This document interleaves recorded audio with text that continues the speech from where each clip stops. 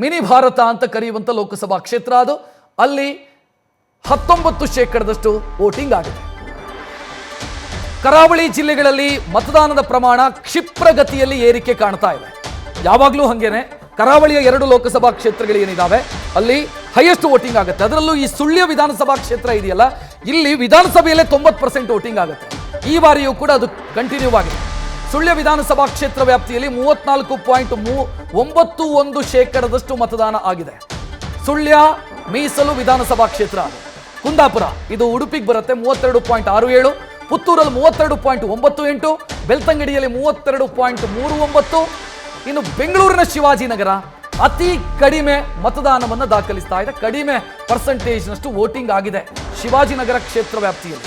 16.32% ಅಷ್ಟೇ ಶಿವಾಜಿನಗರದಲ್ಲಿ ಆಗಿರುವಂಥ ಮತದಾನ. ಇಲ್ಲಿಯವರೆಗಿನ ಅಂಕಿಅಂಶ ಇದೆ. ವಿಜಯನಗರ 16.74%, ಶಾಂತಿನಗರ ಬೆಂಗಳೂರಿನ ಶಾಂತಿನಗರ 16.88% ಮತದಾನ ಇಲ್ಲಿವರೆಗೆ ಆಗಿದೆ. ಕರಾವಳಿಯಲ್ಲಿ ಯಾವಾಗಲೂ ಕೂಡ ಹೈಯೆಸ್ಟ್ ವೋಟಿಂಗ್ ಆಗುತ್ತೆ.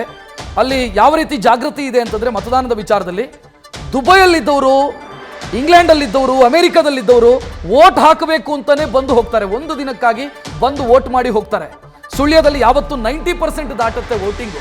ಇವತ್ತು ಕೂಡ ಅದೇ ದಾರಿಯಲ್ಲಿದೆ ಸುಳ್ಯ ವಿಧಾನಸಭಾ ಕ್ಷೇತ್ರದ ನಾವು ನಂಬರ್ಸ್ ನೋಡ್ತಾ ಇದ್ರೆ, ಅಂಕಿಅಂಶವನ್ನು ಗಮನಿಸ್ತಾ ಇದ್ರೆ.